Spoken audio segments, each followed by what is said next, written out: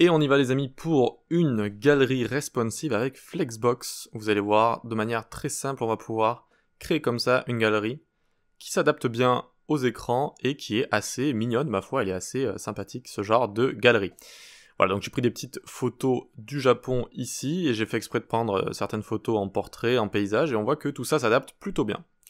Donc je vous mets le code source en description, vous avez juste à le télécharger ici. Vous pouvez coder avec moi avec le dossier Start, vous pouvez prendre le code source juste ici, vous pouvez vous inscrire à la newsletter, etc.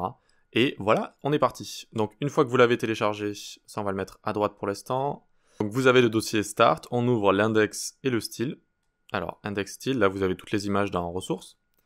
Très bien, et donc dans le dossier source code, on va quand même aller dans index.html et on va prendre ici toute la liste avec les images, parce que bon, j'ai pas envie de vous faire recopier tout ça à la main, ça n'a pas trop d'intérêt. Hop, donc c'est la liste d'images en fait sur laquelle on va travailler.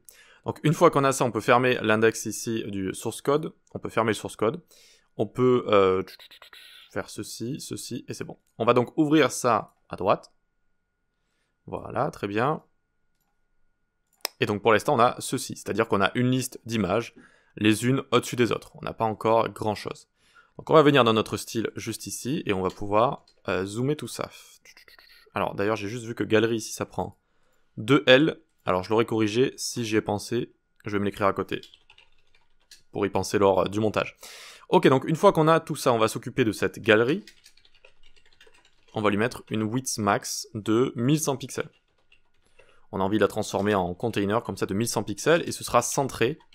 Donc au-dessus de 1100 pixels, ça mettra une marge automatique sur les côtés. Bon, pour l'instant, ça ressemble pas encore à grand chose. On fait display flex, ce qui va passer tous les éléments en une rangée comme ça. Donc là, j'ai une rangée avec toutes mes images. Bon, c'est pas encore ça. Donc maintenant, on a envie qu'elle passe à la ligne quand elles n'ont plus d'espace sur une rangée. Donc on fait flex wrap, vous allez wrapper à la ligne. Flex wrap, tac, super. Donc là, on pourrait dire, bon, ben, on a exactement la même chose qu'au début. Non, là, on est avec Flexbox. Donc, elles sont venues wrapper comme ça, les unes à la suite des autres. Très bien.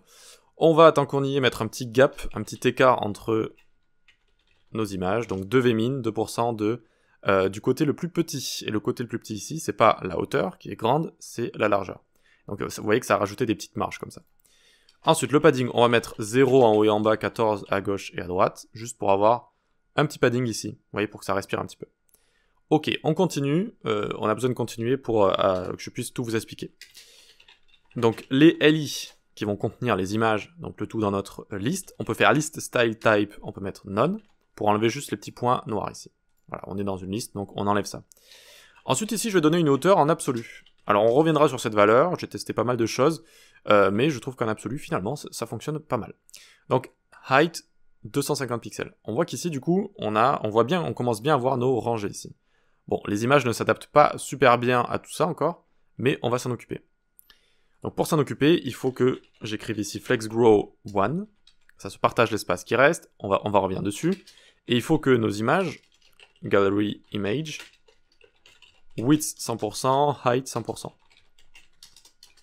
avec un object fit cover. Et à partir de là, je vais pouvoir tout vous expliquer. On voit que ça fonctionne. Super, c'est bon, ça fonctionne.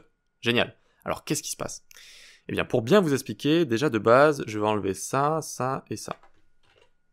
Ok. Donc là, nos images, à l'intérieur de nos LI, elles prennent une hauteur de 100%. 100% du parent, qui est ceci avec 250 pixels. Donc nos images prennent 250 pixels de haut. Ok? Et on voit qu'elles commencent à se placer comme ça. Par rapport donc à leur ratio de base, si je fais clic droit, inspecter, donc normalement ça va pop ici, au DevTools, vous pouvez les undock comme ça. Donc si vous passez sur les images, si vous zoomez dessus, regardez, il y a le rendered size, donc la taille de l'image rendue comme ça, par rapport à son ratio. Son ratio de base, ce sont ses valeurs de hauteur et de largeur. Donc ici j'ai la largeur 640 par 437, et vu que je lui ai forcé à avoir une hauteur de 250 pixels, ça a adapté sa hauteur comme ça, d'accord ? Donc on voit que ça a adapté tout ça à chaque fois. Et donc cette largeur qui a été adaptée, du coup, c'est la largeur de mes images ici. Donc ça essaye d'en placer le plus possible sur une rangée. 1, 2, hop, celle-là je peux pas la placer, donc elle passe en dessous. Celle-là je peux pas la placer là, donc ça passe en dessous, etc., etc. Vous voyez un petit flex ici, sur le container, vous pouvez cliquer. Et on voit donc qu'il reste de l'espace ici, à droite à chaque fois.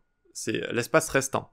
C'est l'espace available qu'on va pouvoir utiliser avec FlexGrow. On va pouvoir dire, partage cet espace qui reste au LI qu'il y a juste ici. Donc c'est pour ça que j'ai mis FlexGrow 1 ici. je leur mets 1 à tous les LI, ça veut dire partagez-vous équitablement l'espace qui reste. Et on voit que cet espace a été donné maintenant. Là, c'est nos LI. On a l'image dans le LI et on a le LI ici avec le fond blanc, si vous voulez, maintenant. C'est l'espace qui est resté qui a été donné à notre LI. Très bien, mais du coup, nos images, elles s'adaptent pas encore, elles prennent pas encore toute la largeur comme ça de mon LI. Pour ce faire, je fais donc un width 100%. Je force mes images comme ça, à prendre cette largeur-là.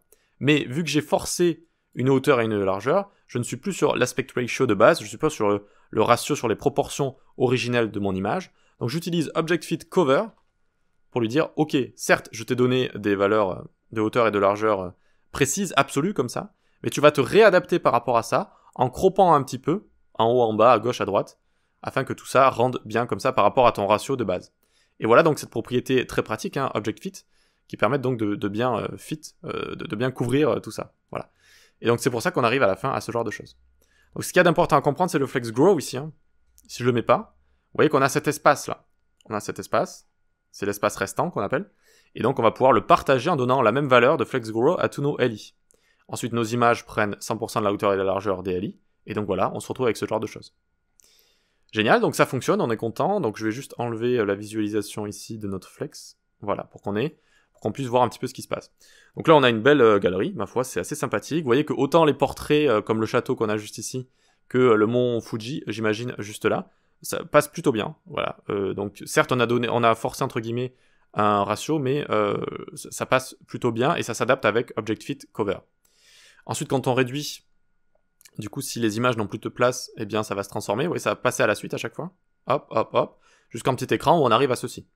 Donc on peut aussi tester le responsive en faisant F12, on clique sur Toggle Device Toolbar ici, et donc on passe de grand écran à tac, tac, tac, petit écran, et on imagine un portable juste ici.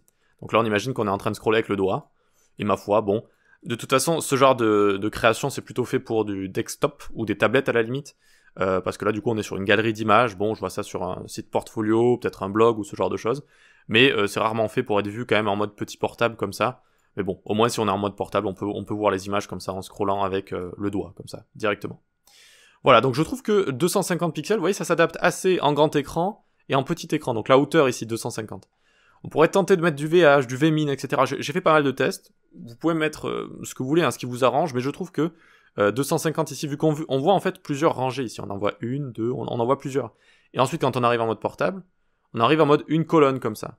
Avec toujours 250 pixels, mais je trouve que ça fonctionne pas mal, Vous voyez, là on peut être sur un portable et on peut être en train de scroller comme ça. Peut-être avec un petit bouton push to top pour remonter en haut, pour éviter de devoir scroller comme ça. Mais donc sinon je trouve que ça fonctionne bien. Voilà, dernière chose à voir, il y a une dernière chose à voir. On va essayer de tomber sur ce... C'est pas un bug, mais ça peut être un comportement, on va dire. Voilà, c'est ça. Donc là on a une image qui va prendre toute la largeur comme ça, notamment à la dernière rangée. Parce que du coup, elle a été poussée ici, et vu qu'elle a Flex Grow 1, elle va prendre sa taille de base, sa largeur de base, et elle va prendre tout l'espace restant aussi. Alors là, c'est pas trop visible, mais ça peut être pixelisé, en fait, si ça dépend de vos images, mais ça peut être pixelisé. Regardez, en général, ici, si on met juste en commentaire le dernier LI, vous voyez ce qui se passe, voilà, c'est ça. Ça a été poussé ici, donc mon image de base prend une certaine largeur, mais ça va prendre aussi tout l'espace restant, et ça va un peu la déformer, l'image. Elle n'est pas déformée, elle a toujours un bon ratio ici, vu qu'on a mis Object Fit Cover, mais c'est trop grand en fait, c'est trop zoomé. Donc comment faire pour régler tout ça? On va venir dans notre galerie ici, et faire un galerie de point after, pseudo-élément after. On l'initie avec content vide, display block, et flex grow 10. Donc on a une sorte d'élément fantôme, de placeholder, qui va être placé... qui est ici. Donc là, je suis allé dans, hop, ici, mon after qui est juste là, et qui va prendre l'espace restant. Vu que je lui ai mis flex grow 10, en gros, il va prendre 10 fois plus d'espace restant que mon image juste là. Donc ça permet de ne pas étirer l'image de gauche à droite, et ça permet, voilà, de manière assez judicieuse de faire une sorte de placeholder à la fin. Et donc ça donne un effet liste en plus, hein, c'est-à-dire on a vraiment un effet liste qui continue comme ça, et on a notre after ici qui va s'adapter. Voilà. Donc on n'est plus obligé maintenant de mettre ça en commentaire. Et donc on va tomber sur... Alors c'est en train de charger. Voilà, ok, ça a rechargé. Ça a mis du temps, mais c'est bon. Et donc voilà, on a notre petit placeholder qui est ici, et puis c'est sympa vu que ça fait un effet liste, vous voyez, où on a les images comme ça qui se poussent les unes à la suite des autres. Et donc on a notre effet liste, voilà, très sympa. Ok, donc c'est tout pour aujourd'hui. Petite galerie sympathique avec du Flexbox, du pur Flexbox juste ici. Responsive et assez joli. Likez, partagez, abonnez-vous, rendez-vous sur le Discord, la newsletter et vous pouvez suivre mes cours sur les plateformes d'e-learning. Allez, on se dit à la prochaine. Ciao.